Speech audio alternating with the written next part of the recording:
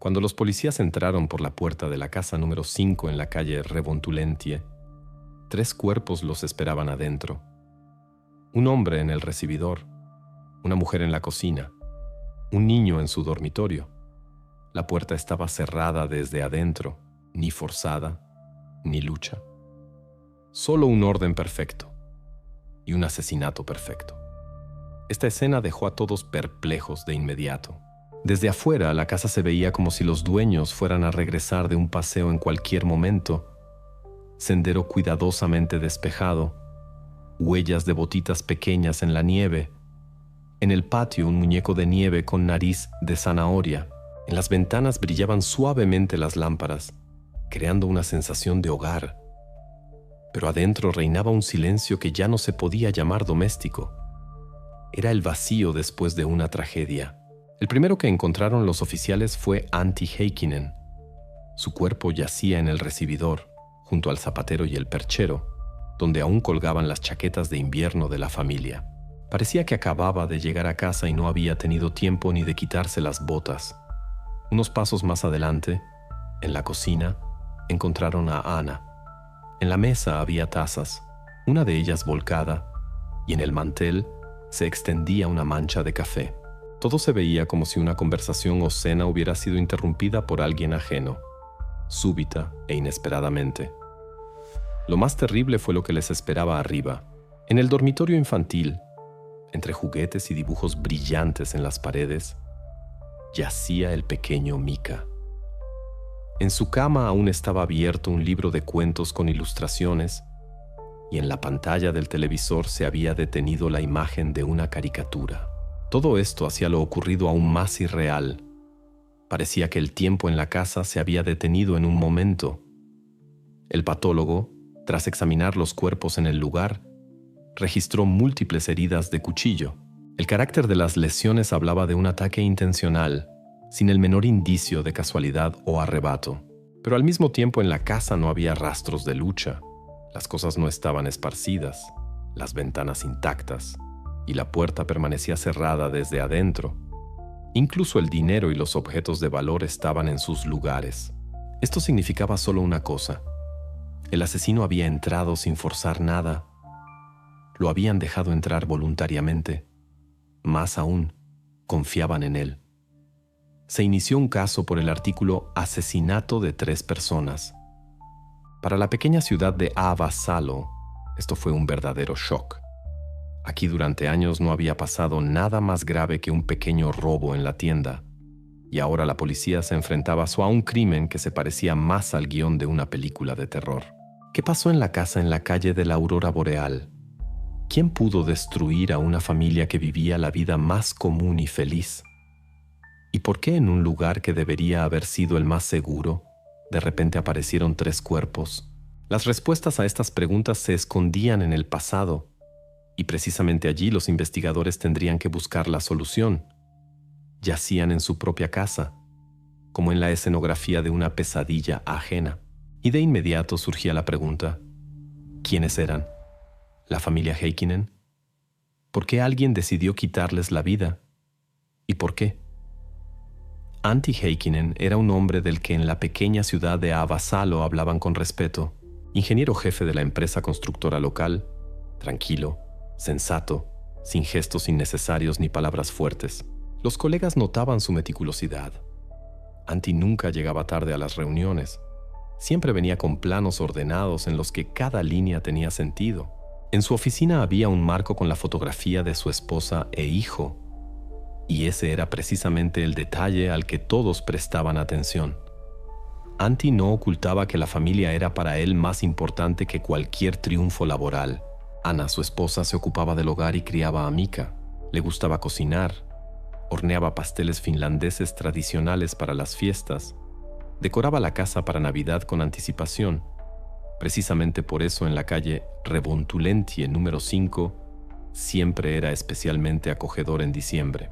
La vecina de enfrente recordaba: nunca pasaba sin saludar, y siempre con una sonrisa, incluso si tenía prisa. El pequeño Mika, su único hijo, acababa de empezar a ir al jardín de infantes, y las educadoras notaban su curiosidad. Le gustaba dibujar, especialmente la aurora boreal, y uno de sus dibujos aún colgaba en el recibidor de la casa. Para los vecinos era simplemente un niño luminoso, que siempre saludaba con la mano cuando andaba en trineo. Los investigadores, interrogando al entorno, una y otra vez escuchaban lo mismo. Tranquilos, calmados, nunca se peleaban. Ni deudas, ni actividades criminales, ni conflictos ruidosos. Ante los ojos de la sociedad, una familia ejemplar, de las que en una ciudad pequeña se conocían al dedillo. Y precisamente en esto consistía el enigma. Cuanto más se sumergía la policía en su vida, más claro se volvía. Los Heikkinen no tenían enemigos. La muerte de esta familia no encajaba en ninguna versión habitual. No había robo, ni pelea doméstica, ni celos. Y sin embargo, el primer eslabón débil apareció bastante rápido. Uno de los colegas de Antti, Lauri Virtanen, en el interrogatorio mencionó una situación tensa en el trabajo. Contó sobre un proyecto que en los últimos meses se había vuelto motivo de disputas acaloradas. Y aunque nadie quería creer que detrás de la armonía externa se ocultaba un posible conflicto, para la investigación esto se convirtió en la primera pista real.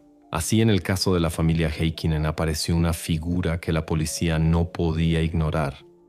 Y precisamente desde este momento, la investigación tomó una nueva línea, abriendo puertas hacia el lado donde al principio nadie quería mirar.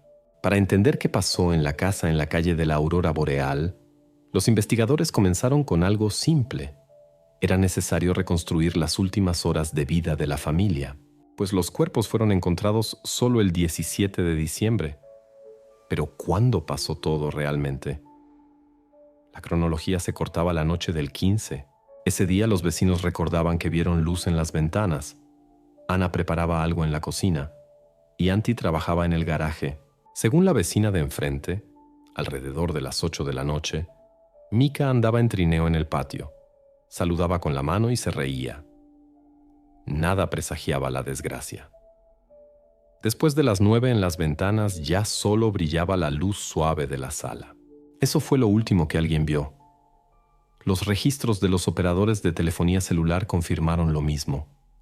Los teléfonos de Antti y Ana se conectaron por última vez a la red alrededor de las 21:30. Después de eso, silencio, ni llamadas, ni mensajes. Como si en un momento la conexión con el mundo exterior hubiera sido cortada. El 16 de diciembre llegó un vacío preocupante. El domingo, cuando normalmente la familia Heikkinen salía a la tienda o de paseo, esta vez pasó en silencio sepulcral. Los vecinos se sorprendían. Nadie salía de la casa. Nadie despejaba el sendero después de la nueva nevada. Las llamadas telefónicas de colegas y familiares quedaban sin respuesta. Ana no apareció en la biblioteca local, donde cada semana tomaba libros prestados, y Mika en el jardín, donde siempre lo esperaban. Al principio los de alrededor pensaron, bueno, ¿qué importa? Tal vez se fueron donde familiares o simplemente decidieron pasar el fin de semana en casa. Pero ya la mañana del 17 de diciembre la situación se volvió demasiado sospechosa. Ese día, Antti tenía programada una reunión importante en el trabajo. El proyecto en el que había trabajado los últimos meses requería su presencia, pero nunca llegó. Los colegas primero esperaron, luego trataron de llamar. Decenas de llamadas quedaron sin respuesta. Al mediodía la tensión aumentaba. Antti nunca cancelaba reuniones, menos aún de ese nivel.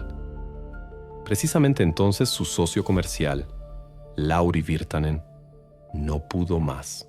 Llamó a la policía e informó sobre la desaparición. Esto se convirtió en el punto de partida de toda la investigación. Ahora la investigación tenía no solo el cuadro del crimen, sino también un corredor temporal fijado. Los eventos que cambiaron la vida de la pequeña ciudad ocurrieron la noche del 15 de diciembre. Y más adelante la policía debía averiguar quién esa noche entró a la casa de los Heikkinen y por qué después de eso llegó el silencio. La casa en la calle de la Aurora Boreal a primera vista se veía casi intacta. Ninguna ventana rota, ningún rastro de fuerza bruta. Parecía como si la vida se hubiera cortado por sí sola y no por las manos de alguien. Para los criminalistas, esto se convirtió en un verdadero desafío. Un cuadro demasiado limpio, un espacio demasiado ordenado, donde cada detalle podía resultar decisivo. El trabajo comenzó metódicamente. Recibidor, cocina, dormitorio. Cada zona se fijaba, fotografiaba, medía. En las puertas y ventanas no había rastros de forzamiento, ni rayones de ganzúas, ni cerraduras rotas. Esto hizo entender de inmediato. Adentro entraron no por la puerta trasera ni por la ventana. Dejaron entrar a la persona voluntariamente.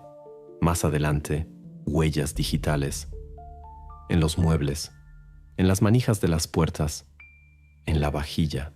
Todas coincidían con los dueños. No encontraron rastros ajenos. Esto era extraño. El crimen fue cometido con las manos, pero no quedaron rastros de esas manos. Prestaron especial atención a la cocina. Precisamente aquí, Ana encontró el último minuto de su vida. En la mesa había una taza con café, al lado un plato con pastel. Todo se veía como si la conversación se hubiera interrumpido súbitamente, pero ni el cuchillo, ni otro objeto que pudiera haber sido el arma, se encontraron en la casa. Desapareció junto con quien entró a la casa, piso por piso. Centímetro por centímetro, los criminalistas buscaban al menos algo que explicara cómo el huésped no invitado pudo dejar tras de sí el vacío.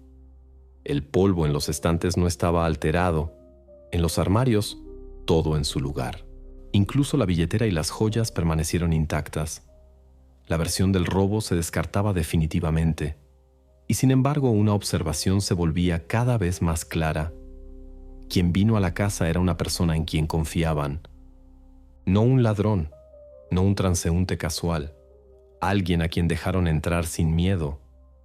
Parecía que el caso llegaba a un callejón sin salida. Pero precisamente en tales callejones nacen los hallazgos más pequeños, pero decisivos. En la alfombra clara junto a Ana, el criminalista notó pequeñas fibras. Su tono se destacaba claramente contra el fondo de la tela beige, violeta intenso. Varias fibras finísimas, como arrancadas casualmente de ropa ajena. Ninguno de la familia tenía tales prendas, y en la casa no encontraron nada parecido. Estas fibras fueron cuidadosamente empacadas en bolsas especiales. El análisis de laboratorio debía mostrar su origen.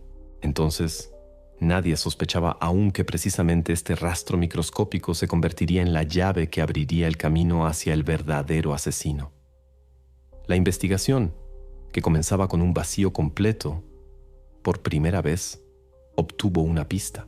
Y ahora la policía tenía una oportunidad de salir del callejón sin salida y encontrar a quien entró a la casa de los Heikkinen esa noche de diciembre. El nombre que primero surgió en los materiales del caso sonaba demasiado obvio como para ignorarlo. Lauri Virtanen, socio comercial de Antti, hombre con quien había trabajado los últimos 7 años.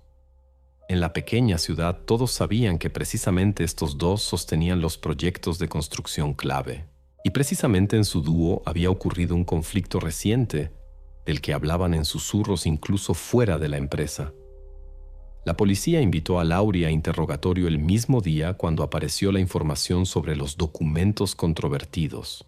Los oficiales no ocultaban. Él era el primero en la lista de sospechosos. La lógica parecía férrea. Si alguien tenía motivo para eliminar a Antti, era precisamente la persona con quien compartía dinero, proyectos y responsabilidad. La conversación comenzó calmadamente. Lauri era un hombre tranquilo de unos 50 años, con abrigo caro, con ojos cansados. No negaba que entre él y Antti últimamente crecía la tensión. Se trataba de un gran contrato para la construcción de un complejo residencial en Rovaniemi. La suma del trato superaba el 1.000.000 de euros, y de su resultado dependía la reputación de toda la compañía. Antti, según Lauri, había cometido un error en los cálculos, por lo que el proyecto se derrumbó. Virtanen perdió no solo dinero, sino también la cara ante los inversionistas. Sí, nos peleamos, admitió. Me falló. Pero pensar que yo pude hacer algo con él y su familia, eso es una locura. Los investigadores escuchaban atentamente. Cada palabra se registraba. El trasfondo financiero se veía demasiado convincente. En una ciudad donde el negocio se sostiene en la confianza, el fracaso de un contrato podía destruir una carrera. Virtanen tenía un motivo real, y su irritación no se ocultaba ni durante el interrogatorio. Las verificaciones posteriores solo intensificaron las sospechas. En los reportes bancarios aparecieron rastros de las pérdidas que había sufrido Lauri. Las sumas eran significativas. Créditos que ahora colgaban de él, inversionistas descontentos, reputación que se agrietaba por las costuras. Todo esto lo pintaba como un hombre acorralado, y las personas en tales situaciones son capaces de actos desesperados. Para la investigación el cuadro se armaba. Había conflicto, el dinero se escurría, las relaciones se destruían. Y si eliminara a Antti, parte de la culpa podía desaparecer junto con él. A los ojos de la policía, Lauri Virtanen se convertía no solo en socio, se transformaba en un asesino potencial. La noche del 15 de diciembre no tenía testigos directos capaces de confirmar dónde se encontraba. A primera vista, su coartada tenía un vacío, y precisamente esto lo convirtió en el principal sospechoso. Así comenzó la etapa de investigación cuando las pruebas y emociones llevaban en una dirección, hacia el socio comercial de la familia Heikkinen. Pero muy pronto la verificación minuciosa debía mostrar si esta versión resistiría la prueba de los hechos. La verificación de versiones comenzó con lo más obvio. Lauri Virtanen permanecía en el centro de atención, y todo el equipo de investigadores se concentró en sus palabras. Él afirmaba que la noche de la tragedia se encontraba lejos de los límites de Finlandia, en Estocolmo, donde se realizaba una gran conferencia de construcción. A primera vista esto sonaba como una cobertura conveniente, pero verificar tales declaraciones solo se puede con hechos. La policía le solicitó documentos. Virtanen sin dudas proporcionó boletos electrónicos del vuelo, reserva del hotel y programa de la misma conferencia. Todo se veía demasiado perfecto y por eso causaba aún mayor sospecha. En casos similares, la falsificación de papeles no es rara, y las versiones convincentes a menudo resultan ser cortinas de humo. Los investigadores fueron más allá.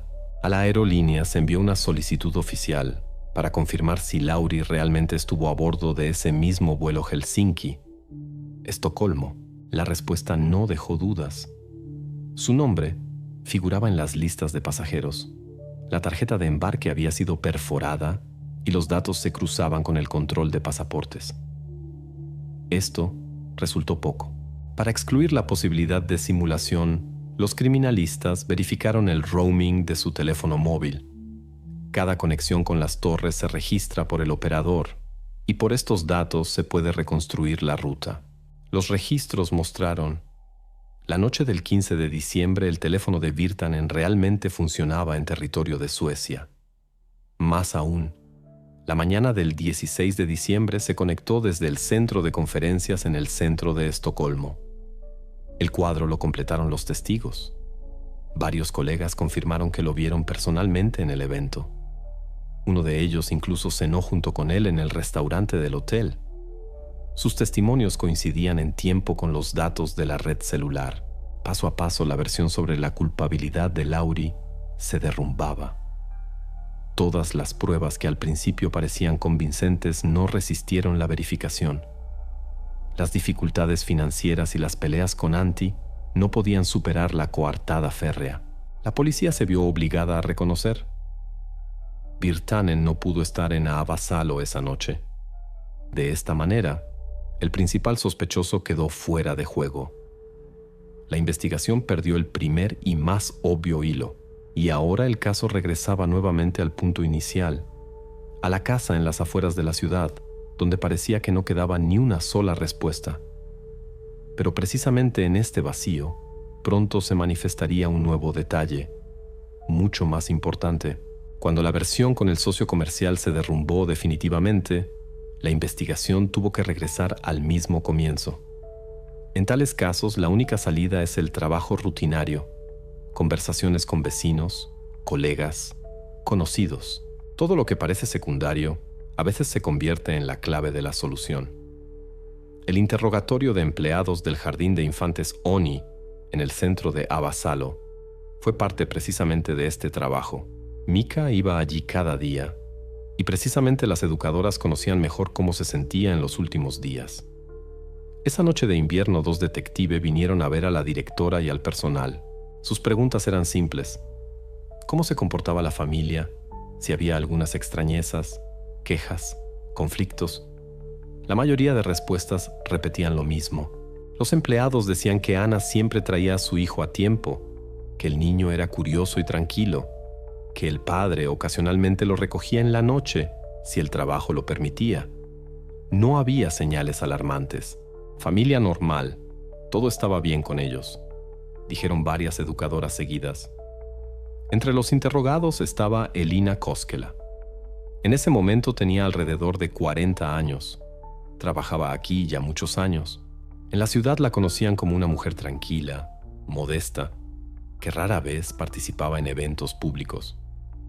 Dio una caracterización estándar.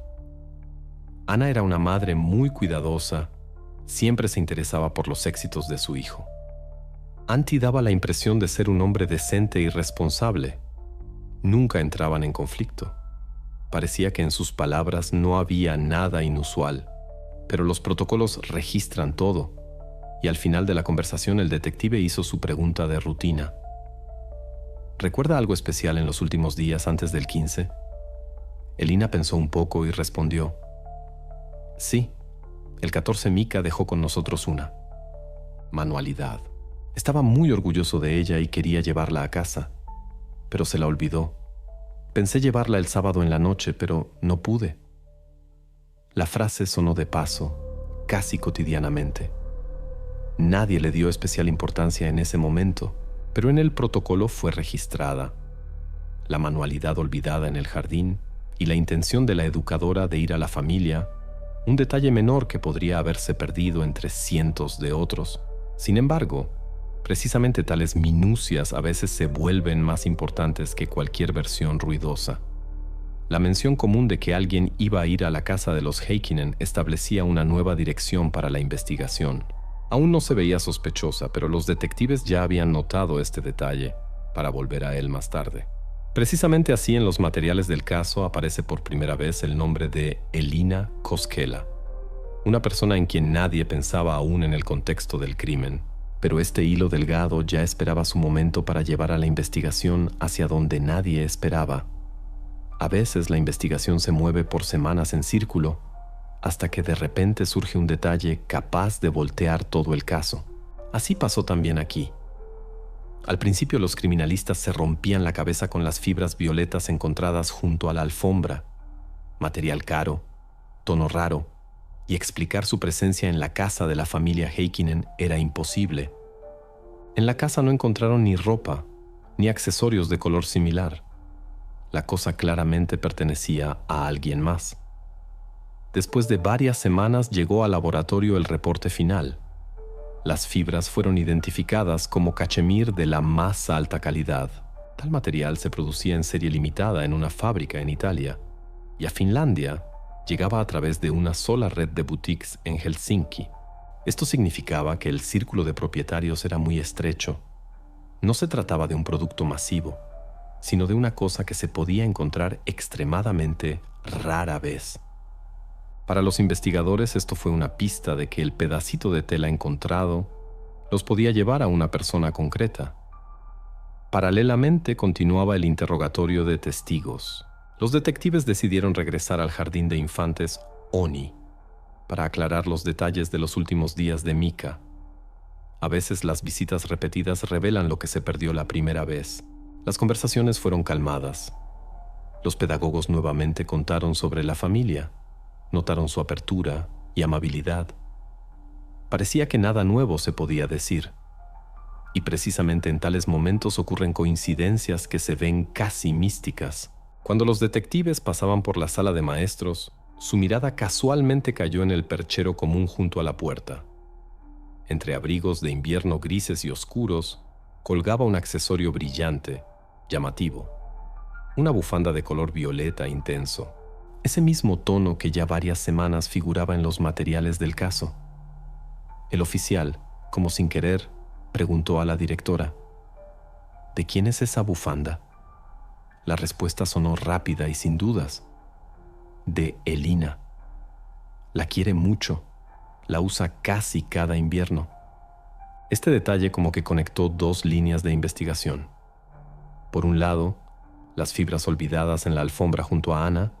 Por el otro, una cosa concreta que era fácil de reconocer. No un fragmento abstracto de tela, sino una cosa que pertenecía a una persona en quien hasta entonces nadie había pensado en el contexto del crimen. En el protocolo hicieron una nota. Ahora el nombre de Elina Koskela dejaba de ser simplemente una línea en la lista de testigos. Se convirtió en designar un posible hilo que llevaba a la solución. Para los investigadores esto fue un verdadero giro. Todas las versiones anteriores se derrumbaron. Ni conflictos comerciales, ni rumores sobre enemigos se confirmaron. Pero en la sala común de maestros, entre abrigos y botas, surgió un detalle que por primera vez conectaba la casa de los Heikkinen y una persona concreta.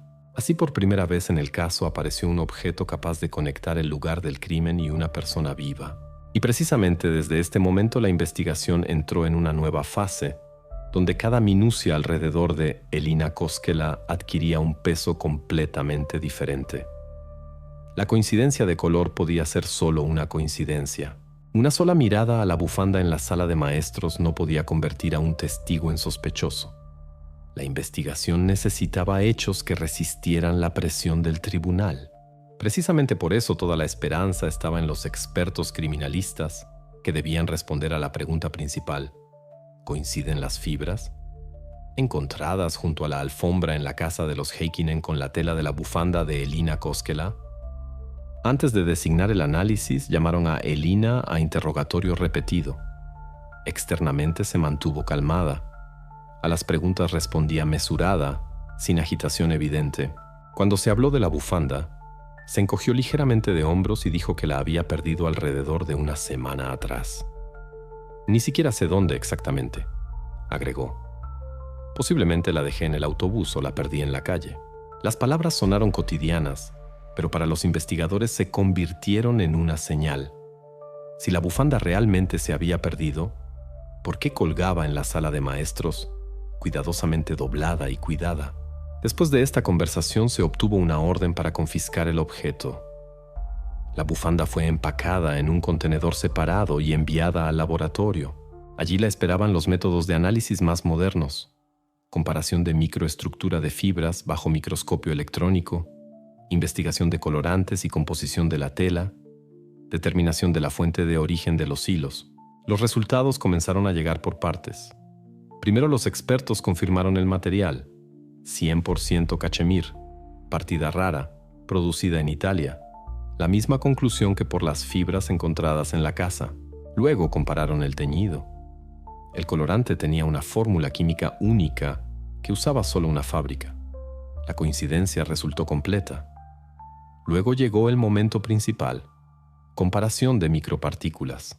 Bajo el microscopio, los criminalistas vieron que la estructura de los hilos de la alfombra y los hilos de la bufanda era idéntica hasta los detalles más pequeños. Grosor, quiebre, incluso los defectos característicos del hilado coincidían. La probabilidad estadística de coincidencia casual constituyó un caso en 10 millones. La conclusión oficial sonaba inequívoca. Las fibras descubiertas en la casa de los Heikkinen provienen precisamente de la bufanda de Elina Koskela. En el lenguaje de la investigación esto significaba una conexión directa entre ella y el lugar del crimen. Para la policía este fue un momento decisivo. Hasta entonces todo se sostenía en suposiciones y circunstancias indirectas. Ahora en el caso apareció la primera prueba científica. Elina de testigo se transformaba en una figura que necesitaba ser verificada de la manera más minuciosa. La investigación, que parecía llegada a un callejón sin salida, recibió un nuevo impulso. Y este impulso llevaba directamente a la educadora, que durante largos años parecía en la ciudad una mujer tranquila e inofensiva. Por delante de la investigación quedaba lo más difícil: entender por qué su bufanda terminó en la casa de los Heikkinen y qué papel jugó en la tragedia. Cuando el nombre de Elina Koskela resultó en el centro de la investigación, los investigadores tuvieron la sensación de que el rompecabezas estaba a punto de armarse. Pero cuanto más profundamente miraban en su vida, más preguntas aparecían. Sí, la prueba apuntaba directamente a ella, pero el motivo permanecía oculto, como si no existiera en absoluto. Lo primero fue verificar la biografía. Elina nació y creció en Avasalo. Toda la vida vivió en esta ciudad. Tenía 42 años. Nunca había estado casada. No tenía hijos. Casi 20 años trabajó en el jardín de infantes Oni. Durante estos años la conocían decenas de familias. Los padres dejaban agradecimientos. Los colegas hablaban de su conciencia y confiabilidad. De ella se hablaba como de una persona tranquila, que se mantenía aparte de chismes y conflictos ruidosos. No le encontraron problemas financieros. El salario de educadora era modesto, pero estable. En sus cuentas no había operaciones sospechosas, créditos o deudas. Su casa era pequeña, vieja, pero cuidada. Los vecinos notaban que Elina vivía sin lujos, pero siempre ordenada y modestamente. El archivo de la policía mostró que no tenía antecedentes, ni en la juventud, ni en la vida adulta, ni peleas, ni quejas de vecinos, ni multas por vandalismo. Ante la investigación estaba una ciudadana casi ideal, nada notable y ciertamente no parecida a una persona capaz de un crimen cruel. Pero precisamente esta ausencia de explicaciones hacía la situación alarmante. Todo apuntaba a ella, pero el ¿por qué? Permanecía como un lugar vacío. En criminalística, tales casos siempre son los más difíciles, cuando hay prueba, pero no hay razón que pudiera impulsar a la acción. Los detectives comenzaron a estudiar su expediente personal.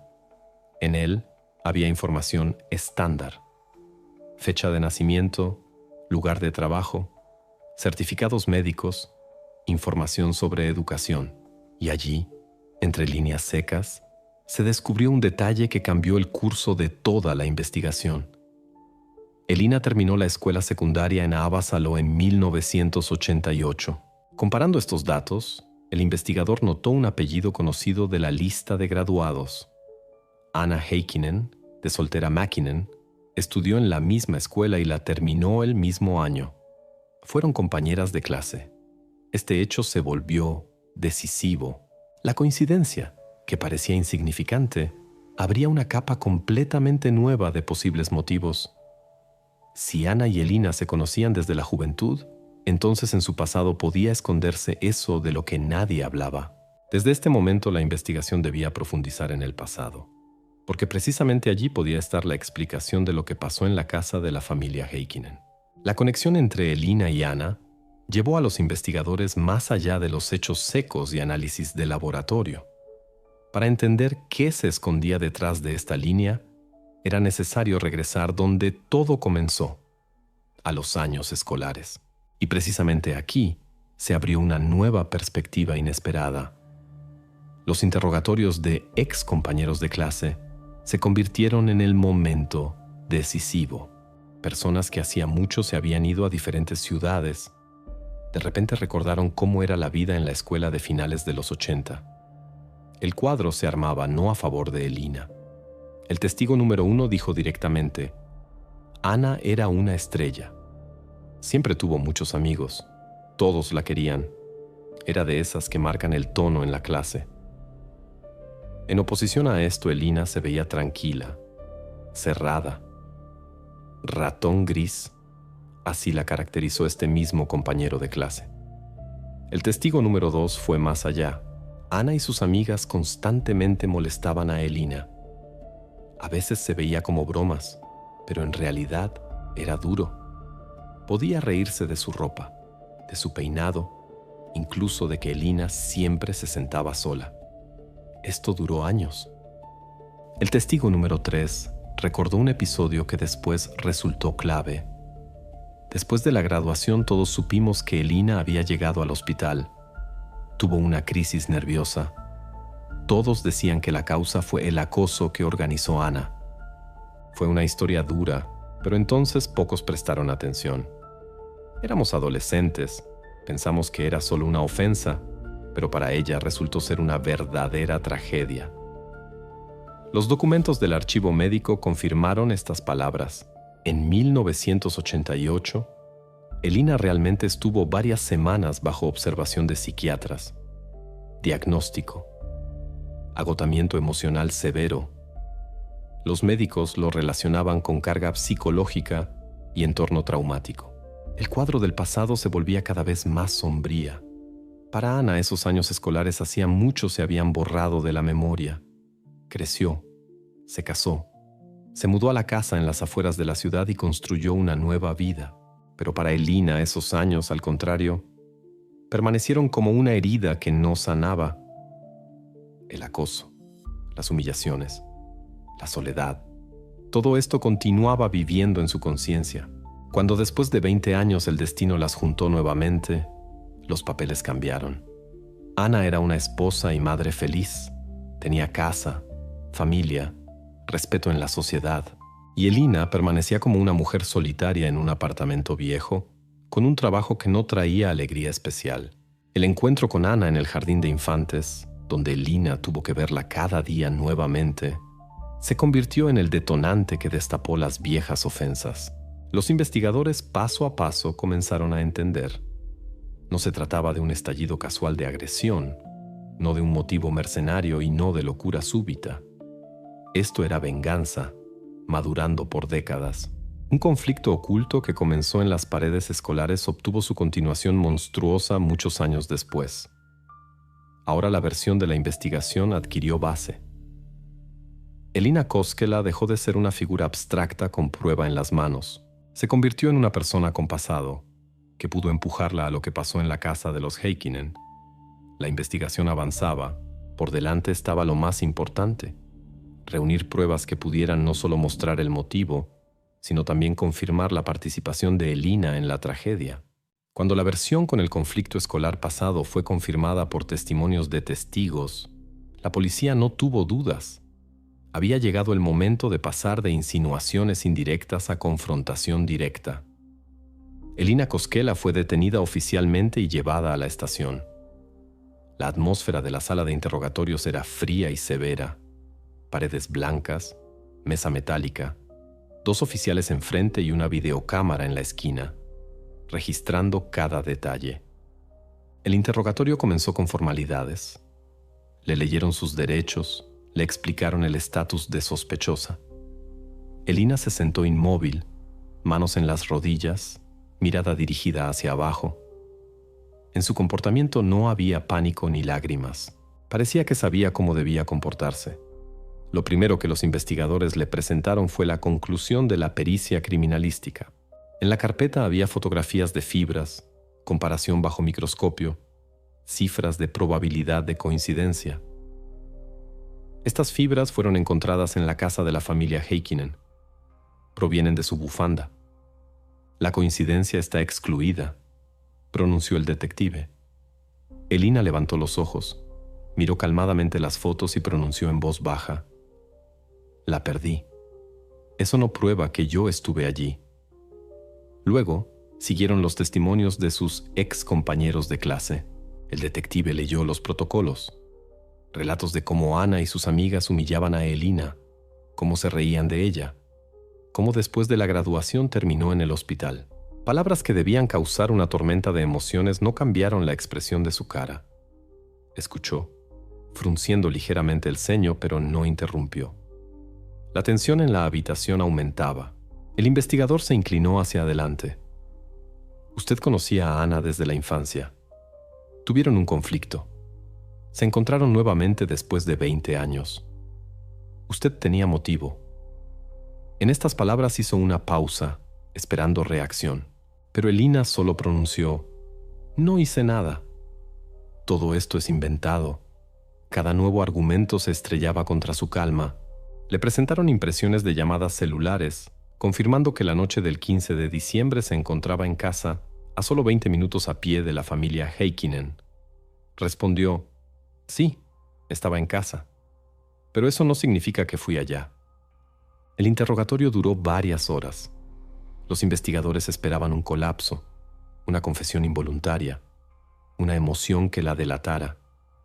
Pero Elina permanecía inquebrantable. Sus respuestas eran cortas, pulidas. Negaba todo lo que salía del marco de hechos obvios. Al final sonó la pregunta principal. ¿Usted mató a Antti, Anna y Mika para vengarse por lo que pasó en la escuela? Llegó un silencio que pareció eterno. Luego, Elina calmadamente pronunció, no hice nada. Se equivocan. Después de estas palabras pidió un abogado y se negó a dar más testimonios. Para la investigación esto fue una dura decepción. En las manos había pruebas, había motivos, pero no había confesión. La negación fría hacía a Elina una figura aún más enigmática. Dentro del interrogatorio se veía no como una persona a quien arrinconaron, sino como una mujer dispuesta a resistir hasta el final. La investigación no podía detenerse en sus palabras. Ahora quedaba una cosa: buscar pruebas materiales que pusieran el punto donde no alcanzó la confesión. Después de la negación fría en el interrogatorio quedó claro: no habría confesión de Elina Koskela. Todas sus respuestas se construían alrededor de una línea: negación. Pero una sola negación en el tribunal no salva. Si la investigación tiene en las manos una cosa que pueda poner el punto. Y precisamente esto entendían los detectives. Sin prueba directa el caso puede desmoronarse. Quedaba un último paso: allanamiento. El tribunal emitió una orden y un grupo de investigadores se dirigió a la vieja casa de 2 pisos donde vivía Elina. El apartamento los recibió con silencio frío y orden perfecto. En los estantes, libros de pedagogía, en la mesa, una pila de dibujos infantiles, en los armarios, ropa cuidadosamente doblada. Todo se veía como si aquí nunca hubieran escondido nada oscuro. Las horas pasaban y la búsqueda no daba resultado. Parecía que en este apartamento ni con lupa se encontraría nada.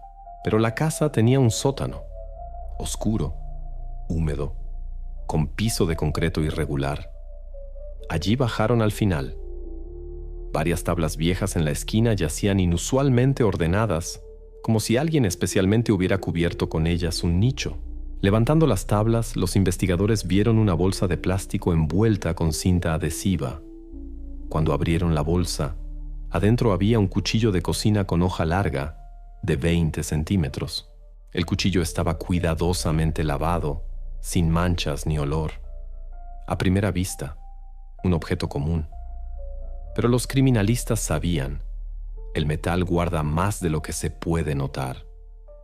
En el laboratorio los expertos usaron microscopía y reactivos químicos, y en las grietas más pequeñas en el mango encontraron rastros de sangre seca. El análisis posterior de ADN dio la respuesta que todos esperaban. Las muestras coincidieron con los perfiles de Anna y Antti Heikkinen. Esto se convirtió en el avance. Ninguna negación ya podía tachar el hecho. El arma se encontraba en el sótano de Elina Koskela y guardaba en sí rastros de la familia. Para la investigación esto era esa misma pistola humeante. Ahora el caso tenía no solo pruebas indirectas y motivo psicológico, sino también prueba directa que conectaba a la sospechosa con la tragedia en la casa en la calle de la Aurora Boreal. Por delante quedaba solo una cosa: llevar este caso a juicio, donde se decidiría el destino final de Elina Koskela. Cuando los resultados de la pericia del cuchillo estuvieron listos, trajeron a Elina nuevamente a la sala de interrogatorios. La atmósfera era tensa, pero ya sin indicio de intriga. Los investigadores sabían que en sus manos tenían la llave de la solución. En la mesa metálica se puso una carpeta delgada. Adentro, la conclusión del laboratorio criminalístico confirmada por firmas de expertos y sellos. El investigador lentamente desplegó el documento y leyó en voz alta. En la hoja del cuchillo confiscado del sótano en la dirección calle Pienicuja, 7, se encontraron rastros de sangre. El análisis de ADN mostró coincidencia completa con muestras biológicas de Anna y Antti Heikkinen. La probabilidad de coincidencia casual está excluida. Estas palabras se colgaron en el aire. En la habitación se hizo tan silencioso que se podía escuchar el tic-tac del reloj. Elina se sentó derecha. Sus manos estaban dobladas en las rodillas. Levantó los ojos a las hojas de papel. Luego miró al investigador y nuevamente bajó la mirada. Ni indignación, ni grito, ni siquiera intento de justificarse. Solo silencio.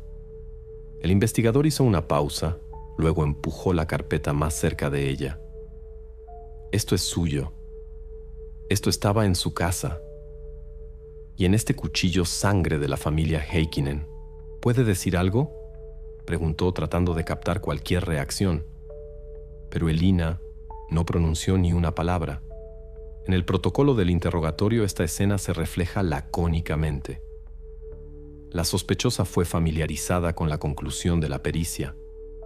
Se negó a dar testimonios. Para la policía este silencio se convirtió en el punto final. En el mundo de la justicia a veces el silencio es más fuerte que cualquier palabra. No admitió culpa, pero tampoco comenzó a negar lo obvio. Ante los hechos ya no le quedaba espacio para maniobrar. El caso de Elina Koskela fue reconocido listo para ser transferido al tribunal. Ahora todos los hilos, desde el pasado escolar hasta el cuchillo encontrado, debían sentar las bases de la acusación. Por delante esperaba un juicio conjurado que debía poner el punto final en esta historia.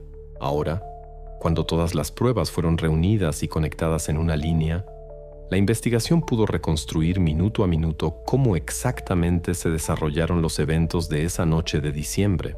Esta versión se convirtió en la base de la acusación y fue el elemento central del caso en el tribunal. Según los materiales de la investigación, todo comenzó el 15 de diciembre de 2012 alrededor de las 7 de la noche. Elina Koskela salió de su apartamento y a pie se dirigió a la casa de los Heikkinen. En la calle estaba oscuro, la nieve crujía bajo los pies y sus pasos los ocultaba el silencio habitual para Avasalo. En las manos tenía un paquete, dentro del cual había una manualidad infantil olvidada en el jardín. Precisamente este objeto eligió como pretexto para entrar a la casa. Cuando Elina tocó la puerta, en el umbral apareció Ana. Conocía a la educadora de su hijo, confiaba en ella, por eso sin dudas la dejó entrar a la casa. Adentro las mujeres pasaron a la cocina. Allí, en el ambiente doméstico común, la conversación se cortó de la manera más brusca. Según la versión de la acusación, precisamente aquí, Elina sacó de su bolsa el cuchillo y asestó a Ana el primer golpe. Todo pasó súbitamente y casi no hubo resistencia. Después de esto, en la casa, llegó el silencio. En este momento, Antti se encontraba en el garaje. Regresó a la casa minutos después. En el recibidor lo esperaba Elina. Lo recibió con ataque súbito. El golpe fue rápido y preciso. Antti no tuvo tiempo de entender qué pasó y cayó junto a la misma puerta. El último quedó Mika, quien en ese momento se encontraba en su cuarto en el segundo piso. Al escuchar ruido, se escondió, pero Elina subió arriba. Lo encontraron en el armario, donde trató de refugiarse. La acusación afirmaba que Elina completó lo planeado precisamente allí, en el dormitorio infantil, entre juguetes y dibujos en las paredes. Después de esto, cuidadosamente recogió el cuchillo traído consigo, lo escondió en la bolsa y salió de la casa. La puerta la cerró, dejando todo como si adentro no hubiera pasado nada. Luego a pie regresó a su casa y después escondió el cuchillo en el sótano bajo las tablas viejas, donde permaneció hasta el allanamiento. La cronología se veía clara y completa. En ella se unían todos los elementos. La manualidad olvidada, que se convirtió en motivo para la visita. La confianza de Ana, que permitió entrar sin sospechas. y el cuchillo cuidadosamente preparado, traído de antemano. De esta manera, en las manos de la investigación se formó un cuadro íntegro: acciones premeditadas, plan cuidadosamente pensado y secuencia de pasos que explicaban cómo Elina Koskela realizó su venganza de largo tiempo. Precisamente esta reconstrucción debía convertirse en la base para la acusación en el tribunal. El proceso judicial por el caso de Elina Koskela comenzó en octubre de 2013 en el Tribunal Regional de Laponia. La sala estaba llena. Periodistas, vecinos, familiares de las víctimas e incluso ex colegas de la acusada. En la ciudad pequeña, tales procesos ocurren extremadamente rara vez, y por eso la atención al caso fue máxima. La atmósfera recordaba un teatro, donde cada palabra del fiscal o abogado se percibía como réplica en una obra, pero el precio de esta obra era demasiado alto. El proceso duró 3 semanas. La acusación construía su línea metódica y consistentemente. En la mesa del jurado se pusieron todas las pruebas clave: conclusión de expertos por fibras que coincidieron con la bufanda de Elina, resultados del análisis del cuchillo encontrado en su sótano, testimonios de testigos que conocían el pasado escolar de Ana y Elina. Especial atención el fiscal puso en el motivo: décadas de odio reprimido que al final se derramaron en un crimen monstruoso. Cada día de sesiones se acompañaba de lectura de protocolos, demostración de fotografías del lugar del crimen, así como presentaciones de testigos. Colegas de Ana contaron sobre su vida en los últimos meses. Vecinos confirmaron que la noche del 15 de diciembre vieron luz en las ventanas, y la mañana del 16 la casa ya se veía cerrada y sin vida. Ex compañeros de clase hablaron del acoso que sufrió Elina y de cómo Ana estaba en el centro de atención del colectivo escolar. Todo esto se armaba en un cuadro íntegro y aterrador. La defensa construía su línea diferente. El abogado insistía que las pruebas eran indirectas: ni huellas digitales en el cuchillo, ni testigos directos de penetración a la casa. Afirmaba que las fibras encontradas pudieron llegar allí casualmente, y el motivo del acoso escolar demasiado difuso, y no tiene relación directa con eventos de hace 20 años. Pidió al jurado recordar el principio de presunción de inocencia y no permitir que las emociones ocultaran el sentido común. La misma Elina Koskela guardaba silencio. Se negó a dar testimonios. Solo varias veces repitió: no hice nada. Su comportamiento contenido solo intensificaba la impresión del proceso. Alguien en la sala veía en esto confianza fría, alguien indiferencia completa, y alguien intento desesperado de esconderse tras una pared de silencio. En el día final el fiscal hizo el discurso de clausura. Subrayó que el caso se sostiene no en un hallazgo casual, sino en una cadena de hechos que es imposible ignorar. Fibras únicas, cuchillo con partículas de sangre, motivo que hunde raíces en el pasado. Todo esto, según sus palabras, excluía la posibilidad de error. La sesión del jurado duró varias horas. Cuando regresaron a la sala, la tensión era tan fuerte que se podía escuchar la respiración de cada presente. El veredicto sonó claramente: culpable. El tribunal sentenció a Elina Koskela a cadena perpetua sin derecho a libertad anticipada. La sentencia fue recibida con silencio completo. Nadie se alegró ni aplaudió. En la sala se estableció atmósfera de final de historia en la que no quedaron ganadores. Así terminó uno de los casos más sonados en la historia de Laponia. Pero incluso con el pronunciamiento de la sentencia quedó un sedimento pesado. No se dieron respuestas a todas las preguntas, y la sombra del pasado escolar continuaba colgando sobre esta tragedia. Después de la sentencia, la historia no terminó. Elina Koskela fue trasladada a prisión de tipo cerrado, donde cumple cadena perpetua. No trató de apelar la decisión del tribunal, no dio entrevistas y no escribió cartas. Durante los años después del juicio, su nombre no sonó más públicamente. Mucho más fuerte resultó el eco del mismo caso. En Finlandia causó una discusión seria sobre las consecuencias del acoso escolar. Por primera vez hablaron tan abiertamente de que el acoso puede dejar cicatrices de por vida y algún día derramarse en tragedia. Para Ava Salo esta historia se convirtió en decisiva. La ciudad, que por décadas vivió en reputación de lugar tranquilo, se convirtió en símbolo de dolor oculto y destinos destruidos. La gente aún por mucho tiempo evitaba pasar por la calle de la Aurora Boreal, donde una vez se alzó la casa de los Heikkinen. Así el caso de Elina Koskela se convirtió no solo en historia criminal, sino en recordatorio de que el pasado nunca desaparece sin dejar rastro.